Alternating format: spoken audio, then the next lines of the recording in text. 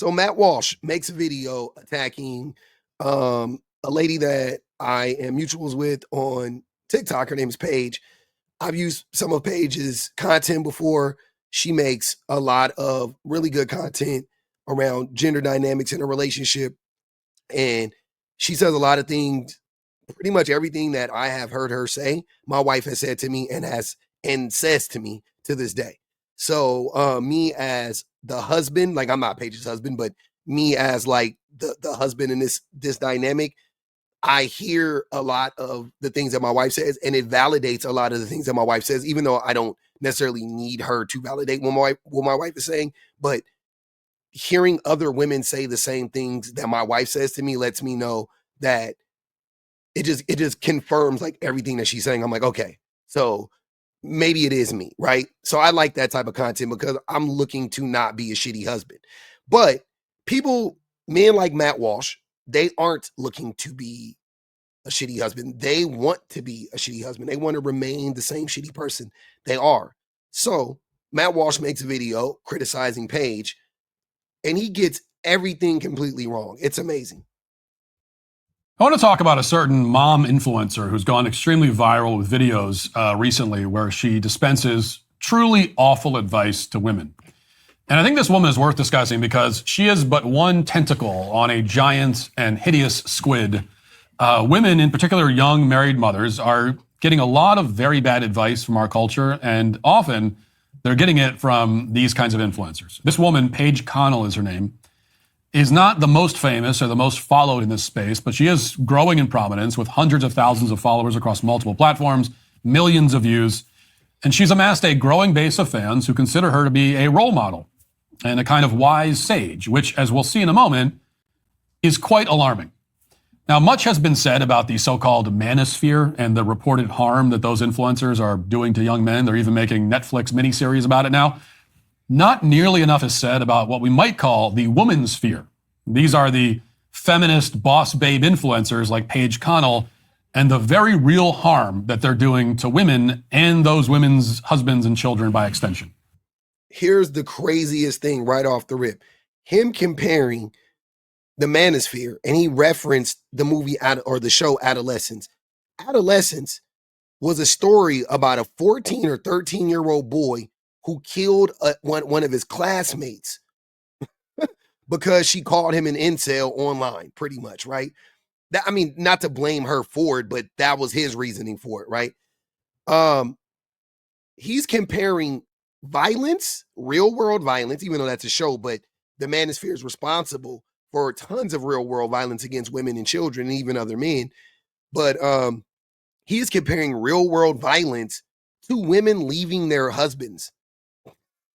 Like, what? This is why you're not a serious person. You're not a serious person, Matt Walsh. This is not the take of an adult. This is the take of a child. And I don't even want to do that to a child because I don't even think my 9-year-old son would have to take this bad.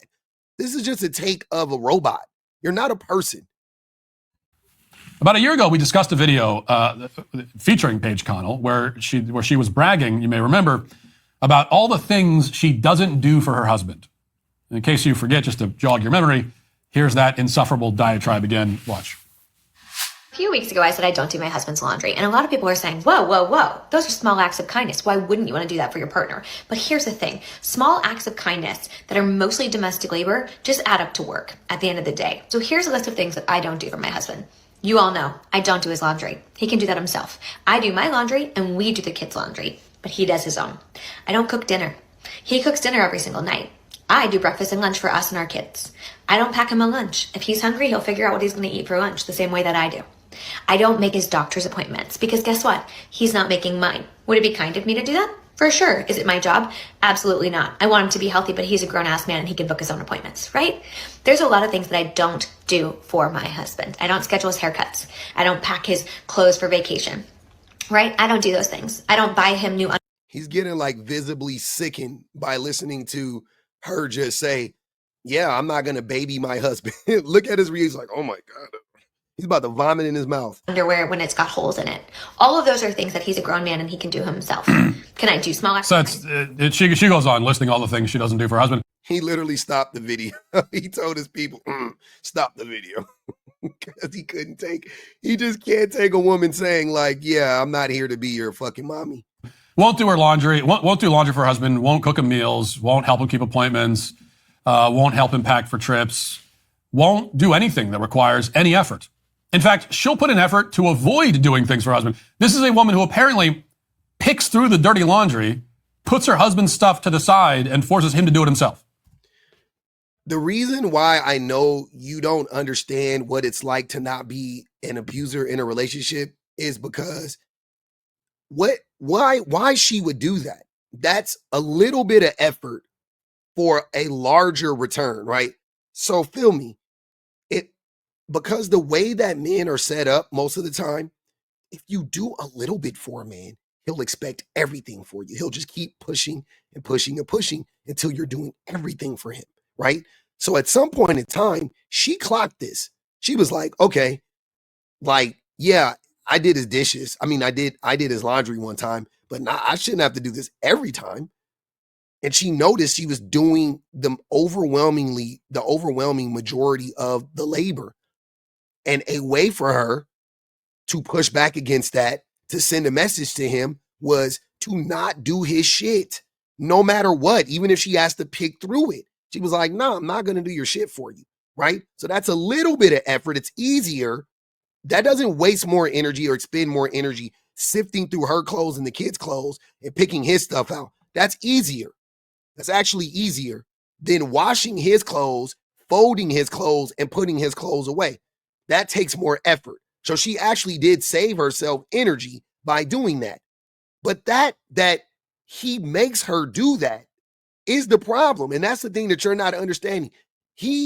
Her husband, like me, like a lot of husbands, like you, Matt, you don't respect your woman's time. You don't respect your woman's effort and her energy. So you put everything onto her like she's your mommy, because that's what you guys want. You want a mommy, right? And when they get burnt out, you don't know what's going on, or you act like you don't know what's going on, right? When women get burnt out, men act like they don't know what's going on. But Paige said, I'm not going to get burnt out. I'm not going to let anybody burn me out. Not my husband, not anybody, right? She had the wherewithal to push back against it. And so she did. And guess what happened? Her husband adjusted. So she won. Had she not done that, she would be miserable doing all of the labor in the home, like a lot of women are doing, or she would be divorced right now. Then she calls it an act of kindness when she buys him a bag of chips at the grocery store. Now, why is Paige so committed to never doing anything that might lead to embarrassing accusations that she actually loves and respects her husband? She does tons of shit. She just doesn't want to do every fucking thing. She does tons of shit for her husband and her children and her household. She just doesn't want to do everything. She wants to do half of the shit, which she still doesn't do. I guarantee you, if you talk to Paige, she doesn't do half of the shit in her home. She still does more than her husband, I'm sure, right? But it's closer. It's way more egalitarian in their household than in most. I'm sure of it. I'm sure she still has to, every now and again, and do that to him and hey, watch it. I'm sure. He's a human. She's a human. I'm sure it's happening, right?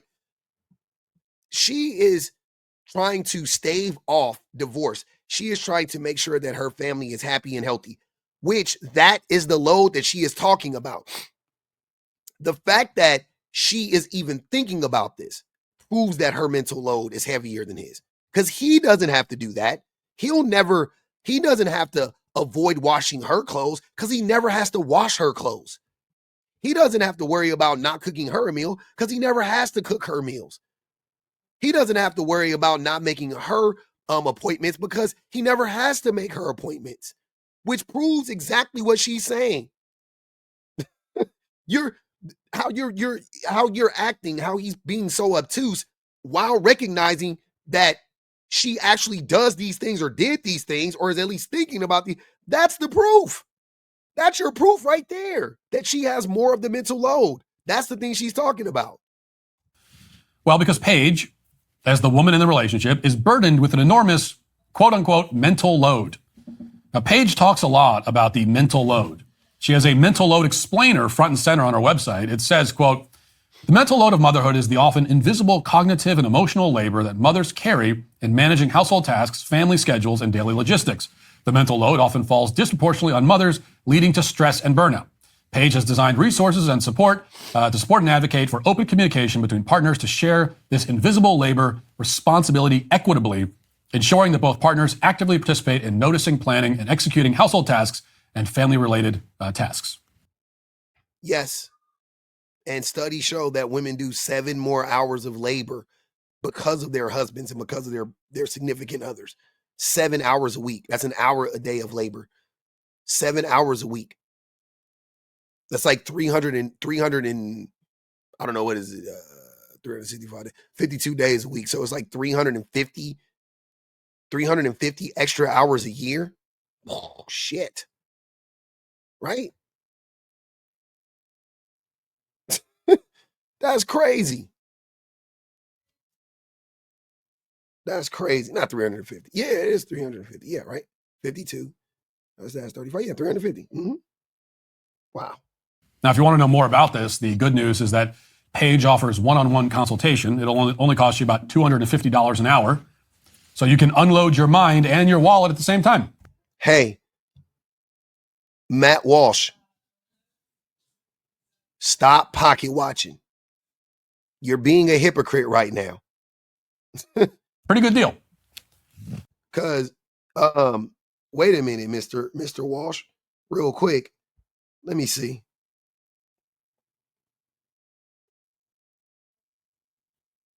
Let me see something real quick. Wow, look at that hair. That's crazy.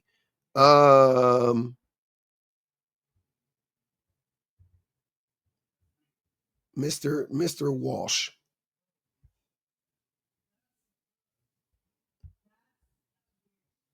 Yeah. You got people subbing to your page. Yes. Mm-hmm. So like I thought. Okay. That's crazy. That's wicked work. Now, the mental load, as I mentioned, is a constant theme in Paige's work. She's convinced that women carry a disproportionate allotment of the mental burdens of supporting and caring for a family. She's made dozens of videos about it, one after another, all with the same message, which is that women carry basically the whole mental load of marriage and family life. Men carry almost none of it. And this is a total fiction. But it's a based on what? What science do you have to support this? What data do you have to support this? Fiction that is apparently very appealing to a large number of women. So let's now play the latest video from Paige, which has gone astronomically viral on X. It has over 100 million views, well over 100,000 likes. Tens of thousands of women are cheering and shouting amen to this video. And it is a 5-minute rant where Paige tears her husband down, complains about him, belittles him, and reveals that she even considered divorcing him. And she offers all of this to the public for some reason. Listen. I've been with my husband for almost 20 years, but about 3 years ago, I was strongly considering divorce, and I want to talk to you about why. So I'm going to tell you the story of the day where I thought to myself, maybe I don't want to do this anymore. My husband and I had 4 kids. We both worked full time. We had been together for 16 years at this point. We've been together since high school. And on paper, I have an amazing husband. He is incredibly supportive. He's kind. He's loyal. He's a great dad. He's very hands-on. He's an active participant. He's always present. Like on paper, what else could I ask for? But in reality, my experience is very similar to the experience of other women. I had this amazing husband who on paper was great, but I was incredibly frustrated and burnt out from our marriage and from motherhood. Because what happens to so many of us is that we marry these amazing men and we have amazing relationships and then we have kids. And when we have kids, women tend to carry a disproportionate amount of the work in the home, the work of raising kids, and the mental load. And that is exactly what happened to us. About 3 months after my 4th baby was born, I remember looking at my husband and saying, I need more. I need you to do more. I am exhausted. I am in charge of everyone and everything in this house. Every night When we cook dinner, you ask me what to make. Every day, when you drop off the kids at daycare, you ask me what they need in their backpacks. I am the project manager of this home and I need you to do more. And he looked at me and he said, okay, just tell me what to do, right? Every woman has heard this. Just tell me what to do and I'll do it. And I said, okay, something that would make my life easier is if in the mornings when I came downstairs with the 4 kids, because I do mornings by myself, the dishwasher was emptied, the dishes were put away, and the trash was taken out. That would make my life so much easier. Okay, now, by the way, just a note there. You notice how she says that he asks her what to make for dinner. Well, we learned in the other video that this man makes dinner for the family every night. She said it herself. When he comes home from his very demanding. No, she didn't. She said, I don't make him dinner. He makes himself dinner. She makes the kids food, but she doesn't cook for him. He makes his own food. She makes her own food. Me and my wife have the same setup. I don't cook for my wife. She doesn't cook for me. We rarely cook for each other. She makes her own food. I make my own food. We both make the kids food. Yeah. I think that's healthy. Job, which we'll get to in a moment. He's the one making the dinner for everyone. All he does is ask her what she wants. And so somehow in her mind, she has the greater burden when it comes to dinner because she only has to say, here's what I'd like. She spends 10 seconds saying what she wants. He spends an hour making it, but the burden is on her. Yes, that's an excuse to not do the thing. That's the excuse that men will, well, what do you want to eat? You fucking cook. Just make the meal. What are you talking about? If plan it out. Think about it. Because again, she wouldn't ask him. She would just cook. Like, why are you playing? This is crazy. All of this is just more and more proof that everything Paige is saying is right. Like even me thinking about it right now, I'm like, oh yeah, this is exactly her relation. This is why I followed her initially. This is why I followed Paige. Because I swear to God, 90% of the things that she says, in some approximation, it's stuff that my wife has told me and has to tell me. No joke. Her husband and I are probably completely different people, personality-wise, all of that stuff. Paige and my wife, probably different people, personality-wise, and all of that stuff. But yet, somehow, some way, when it comes to the relationships, it's basically the women are telling the men what the men need to be doing. That's just pretty much what let's just boil it down to that. Now, I'm a man that I can admit that. Her husband obviously can admit that because he doesn't mind her sharing this information the same way I don't mind sharing this information about myself because it's a reality because once again, I don't want to be a shitty person or a shitty husband. But Matt is struggling with this. Somehow, in her mind. So we've learned so far that her husband is amazing. He's loyal, supportive, attentive. And yet she's still considered blowing up her family and upending her children's lives because she was frustrated that he wasn't doing chores the way she. Because that is bare minimum. And yes, because her life would have and could, her life probably gets easier without her husband. I don't know if you know this, Mr. Matt Walsh. Over 75% of women, when they get divorced, don't regret it. They don't regret it. So yeah, they don't stop that. Their lives get easier. Single women with children are happier than married women with children. What's the common denominator there? She wanted. Now, why would that thought even enter her mind? How in the world could the dissolution of your marriage ever even be considered as a solution for household chores? Well, she goes on to explain it all came to a head one morning when she walked into the kitchen only to discover that her instructions had not been followed. So when Matt gets left by his wife, he'll claim it was unexpected and he was blindsided. Because obviously he's not doing any of the labor in his home, none whatsoever, right? So if his wife gets burnt out one day and leaves him a Dear John letter or changes the lock on the doors and kicks him out and takes the home, don't feel bad for Mr. Matt Walsh because he is openly admitting right now, for the most part, that he has no idea what the fuck women are going through. That was the precise moment when she considered throwing her marriage vows straight into the garbage. Fuck them vows. And there was this one morning where I woke up and I went to put something in the trash and it was overflowing. And I went to get my son's water bottle and it was in the dishwasher with all of the other clean dishes. And I felt so disrespected and unseen and unvalued at that point in time. And I remember texting my husband being like, what happened? Like, why didn't you do this? And he said, sorry, I was running late for work. And I remember thinking, oh my God, he doesn't see me.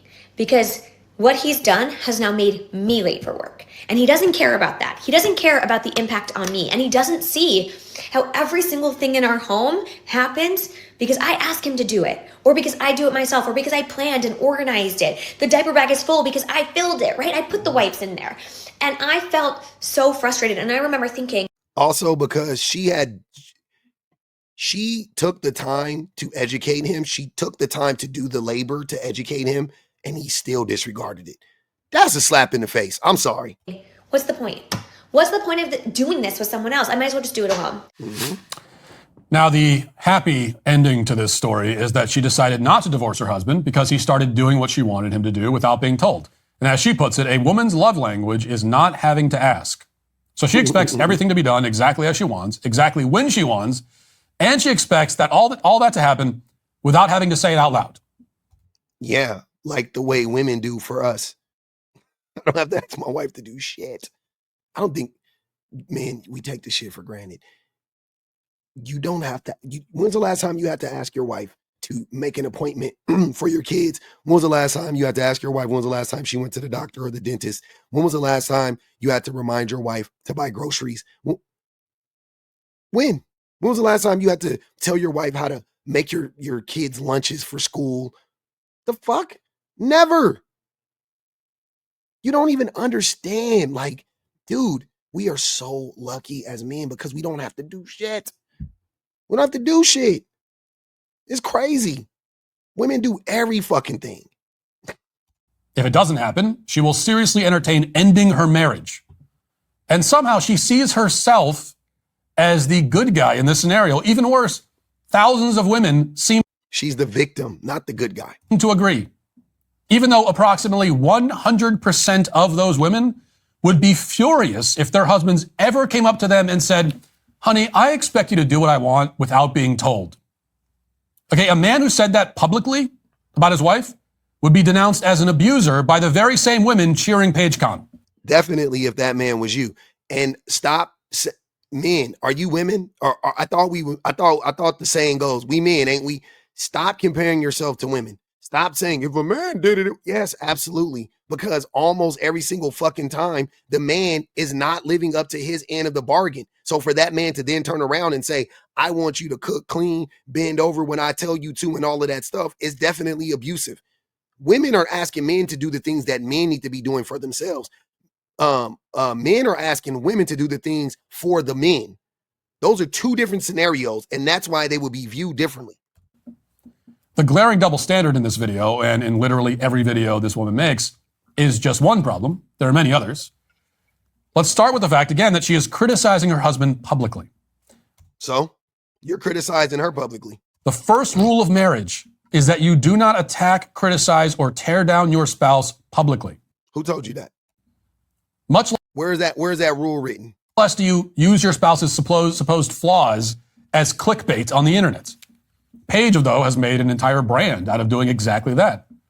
But again, we can bet that if her husband ever made one single video where he spent even 1 minute offering the slightest critique of his wife, she would lose her mind. Doubt it. So you have to just make an assumption? I doubt it. What is the critique? Is it reasonable or is it bullshit? Because if it's bullshit, I can see her getting upset. But if it's an honest critique, Paige doesn't think she's perfect. Like, what the fuck? And we all know that. She desperately wants to feel seen, but I'm guessing she doesn't want to be seen like that. You know what keeps me up at night? The state of our country. But at least I'm not Hold on, wait a minute. I know this ain't what I think it is. tossing and turning because of my mattress anymore. That's right, folks. I'm talking about Helix Sleep. Oh, not a commercial, Mr. Matt Walsh, after you just got done pocket watching Miss Paige. Oh, no. Not the pocket watcher doing commercials. Oh, no. Lord, help us. What are we going to do? Start sleeping better tonight. HelixSleep.com/Walsh. Now, Paige insists that she is the exclusive carrier of the mental load. All that tells us is that she is a raging narcissist who has never stopped to even consider what kind of mental... I hate when you guys use the word narcissist when you are a raging narcissist. Like, you're the raging narcissist. What are you talking about? Mental load. All that tells us is that she is a raging narcissist who has never stopped to even consider what kind of mental and emotional burdens her husband might be shouldering. Why do you think her husband didn't divorce her? And I know you guys are going to lie and say, he's honoring his vows. Oh, no. Why do you think her husband didn't say, well, I'm doing the best I can and I'm doing everything that I can, which he might have, right? He might have done that a few times, but why do you think in the story that she told us that her husband didn't become combative and didn't, because he knows what she's saying is true. The man in the situation is like, no, like, that's not like, yeah, I deserve that critique. He changed. Proves to me that he knew that he deserved the critique. He just took it. What the hell? And we talked about this during a segment last week. We often hear about emotional labor in a marriage, which means basically the same thing as the mental load.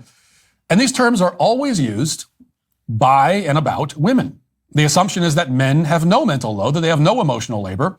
This is a narcissistic tactic right here. You're speaking in extremes. This is called gaslighting. Nobody thinks that it's never or all or nothing or always. Nobody thinks that. Women hold the vast majority of the mental labor in relationships. And a way that I like to look at it more, like, even I like to pan out a little bit and look at it like this. As a collective, women hold like 85% as a collective, right? When you add up all the mental load that, like, my guess is if we really contract this, I think women hold like 85% of the mental load collectively. That means that some women hold 60 and their spouse holds 40, and some women hold 90 and some of their spouses hold 10, and right? But I think when you average it all out, I think on average that women are holding 80 to 85% of the mental load in a relationship. That's a lot. That's too much. I think women would gladly take 60-40 right now. Like 60-40 to them would feel like heaven. They're not even close to that, though. The reason why some women, like Paige, have come to that conclusion is that, along with being raging narcissists who are fundamentally incapable of showing the slightest empathy for the men Are you a doctor? they married, they're also confused. They confuse their husband's lack of complaints with a lack of things to complain about. The fact that he's not saying his complaints out loud is taken to mean that he has no complaints in his head. He doesn't. He doesn't have any valid complaints. He does have complaints. Take it from me. I have hella complaints about my wife. Tons of them. 97.8% of them are not valid, though. I have a shit ton of complaints. Definitely. Are they valid? No. That's why I keep them in my head. That's why I keep them I honestly don't complain about my wife because I know they're not valid. I know it's just me. I know it's my ego. It's my reluctancy to grow, my reluctancy to listen. You know what I'm saying? My defiance or whatever. That's what it is. It's not rooted in reality. It's not like if I had that many critiques of I wouldn't be with my wife. Like if my wife actually did fall short, like as short as I've fallen for her, I would not be with her. Like, it never would have happened. That's what I'm saying. Men don't understand how lucky we are because we would never be with ourselves. You know what I'm saying? Like, if we reverse roles and we were doing the labor like the women were, and the women were doing what we do to the women in the relationships, 99% of men are not signing up for that. We can't even fucking handle it. We don't even know how to handle it. Women have been socialized to handle that shit. We have not. We don't even. You guys have no fucking idea what it feels like. I don't either. I only know because I'm listening to the things that women are saying, and I'm listening to my wife. But I don't know. I've never felt it before. I don't know what it feels like. But their husbands don't go around whining about their mental and emotional troubles because they're trying to spare their wives from having to share in their burdens. Also Lies. Because they assume, rightly, that their wives will hold it against them and resent them if they open up.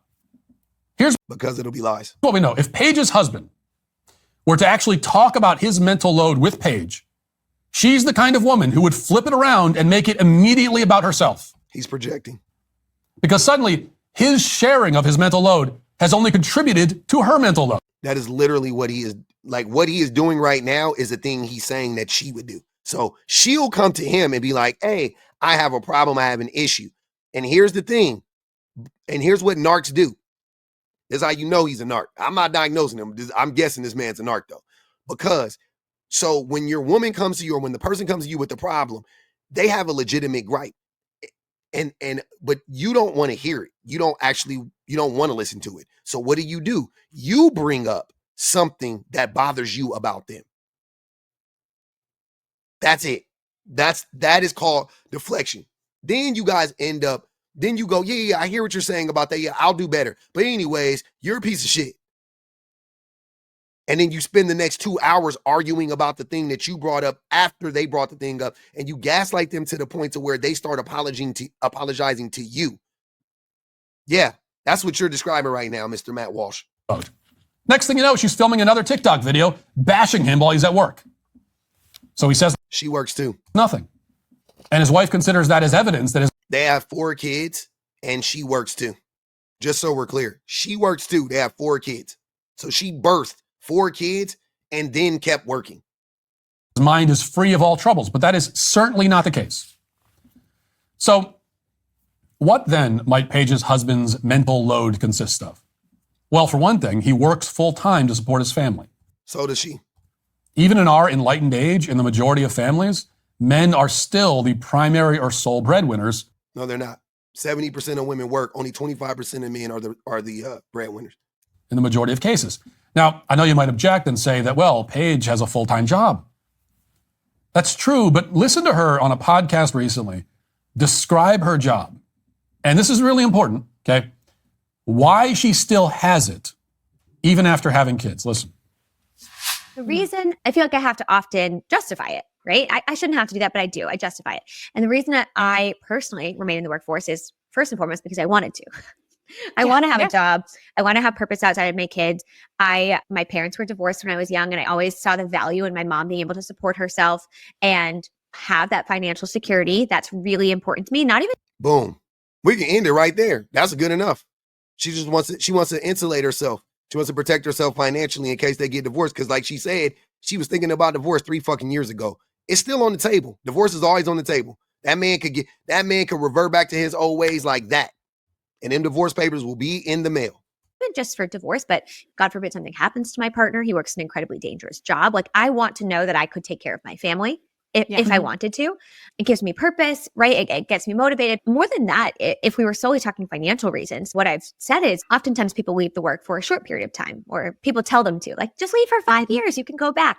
And for me, the short-term cost savings didn't outweigh the long-term opportunity for my career, for my income growth, for my retirement fund, for my benefits, right? All of these things that I want to do in 10 years require me to stay in the workforce now.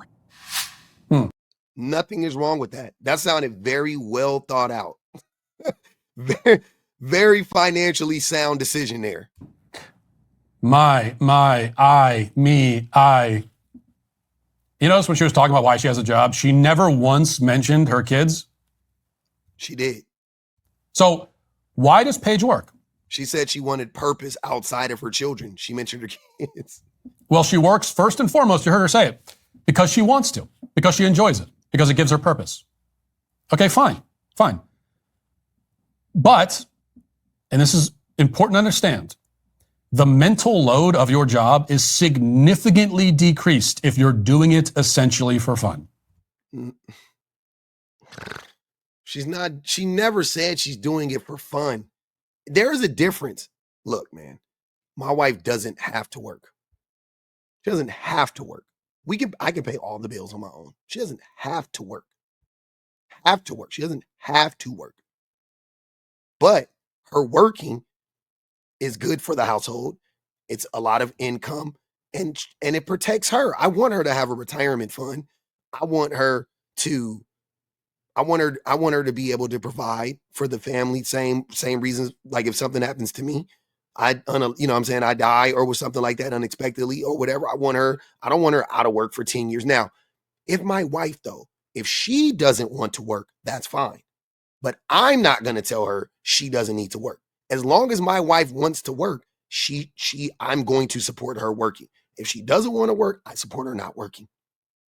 That's what I'm saying. Because like my wife has told me in the past, I don't deserve a working wife and a stay-at-home mom. I don't. And that's what my wife ends up being because of the mental labor and the physical labor that she ends up having to do in our relationship.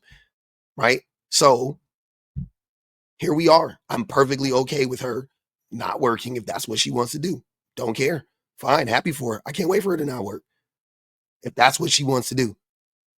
But she is very, even right now, my wife, she feels the stress and the pressure of her job because she cares about her job. She's very much dedicated to it. Even though she knows if push came to shove and she got fired or whatever, she's good. We're good financially. It doesn't mean that she doesn't care about her job though. That's so weird that you think that.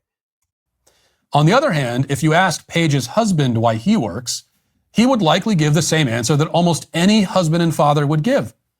Go up to any man, ask him why he has a job. Okay, I guarantee you he's not going to say, well, first and foremost, I work because it gives me purpose.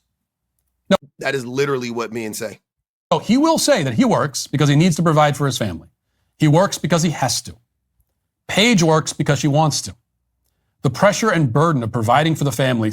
As an employer, I want the person that's working because they want to, not the person that's working because they have to.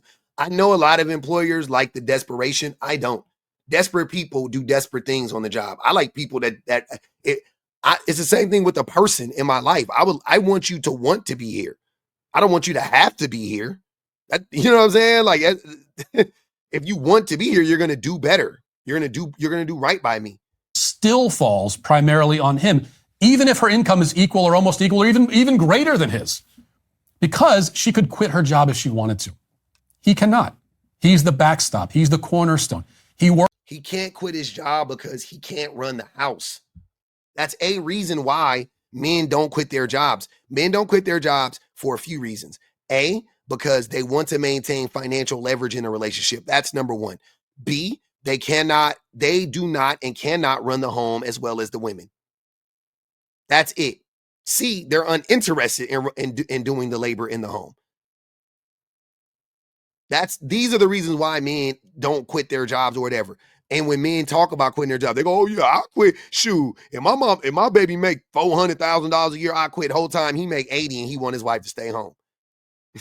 If my wife make as much as a WNBA player or a tennis player, yeah, I quit. Shit, if I marry Serena Williams, I quit working. What the fuck? Yeah, what? Yeah, nigga, what the hell is you talking about? The whole time she got to settle for you making $73,000 a year, and y'all got 3 kids. Like, it's wicked. Works because he must. And this is how it goes in the majority of families. Not every, but the majority. The man works so that his family survives. The woman works, if she works at all, because she wants to. The woman works for lifestyle. The man works for livelihood. The mental burden is not the same, not even close. Let's bring in some reality, shall we?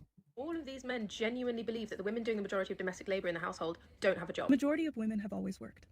And I don't just mean raising children and cooking and cleaning for the household, although they did that in addition to working. I mean as far as thousands of years ago, in an unbroken continuous line to the present, the majority of women have brought in income through labor into their households in addition to raising children.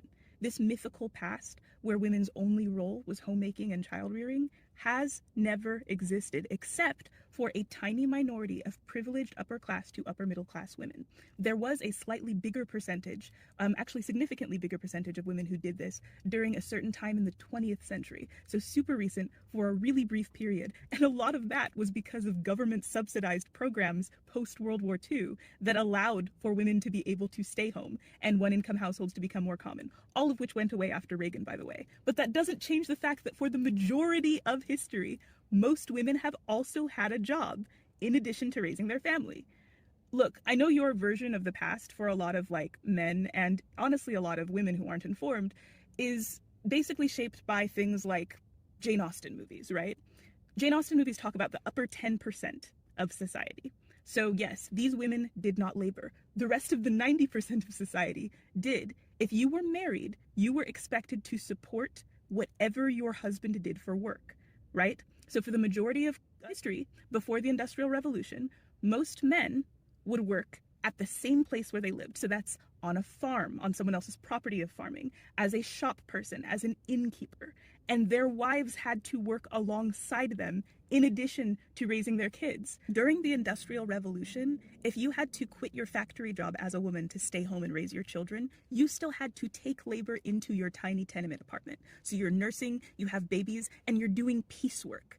Because you have to. You still have to have a job, even in the 1800s, if you are not part of the upper class of women, even as a mother. And all of your money still goes straight to your husband. I went to the New York Tenement Museum last year, and there is this tenement where all these poor people lived, and at the bottom was an inn. It was like a tavern. It was a German inn. And there's this man's name on the tavern. He was the one who owned it. It was a pillar of the community. When his wife died, he had to shut it down. He could not run his business without the unpaid labor of his wife, who spent so much of her day in this tiny, tiny little excruciatingly hot kitchen where she cooked and made all of the meals for everybody in the inn, all the customers, in addition to having toddlers running around her. That is women's history. Don't you ever let anyone tell you that women only started working after feminism. It's never been true. Ancient Greece, most women they made textiles in their home. They created olive oil. Textiles and olive oil were some of the bedrocks of ancient Greek society. A lot of that was women's labor. Women have always worked. If you don't think that, you have succumbed to a propaganda. All right? One that implies that men have always been the ones who went out and did things, and women have only ever stayed home and taken care of whatever children she managed to give her man. No, women have played a integral part of the economy for thousands of years. It's just for most of those years, we didn't get to keep the money from our labor. It all counted as our husbands. That's why that guy had to shut down his tavern when his wife died. All right? Women have always worked. If you are exhausted right now because you're working and you're tempted to go back to a past where women didn't have to do all that, that's a mythical past. Unless you find a very wealthy man, then maybe you can do it. And even then, you're kind of precarious because, if you guys ever split up, you've lost decades from the workforce, right? It's going to make you harder to employ. I've included nonfiction historical sources below, but if you're looking for a fictional book about a woman with a job, a fairy tale that celebrates the dignity of women's work and labor, and still allows you to enjoy that kind of romance, otherworldly kind of feel, I'd recommend The Maid and the Crocodile.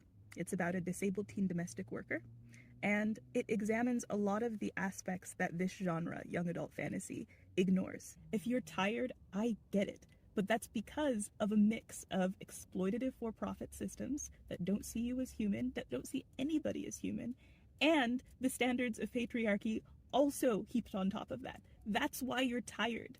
It's not because feminism stole away your quiet, peaceful life at home. The only thing that's ever stolen that is poverty.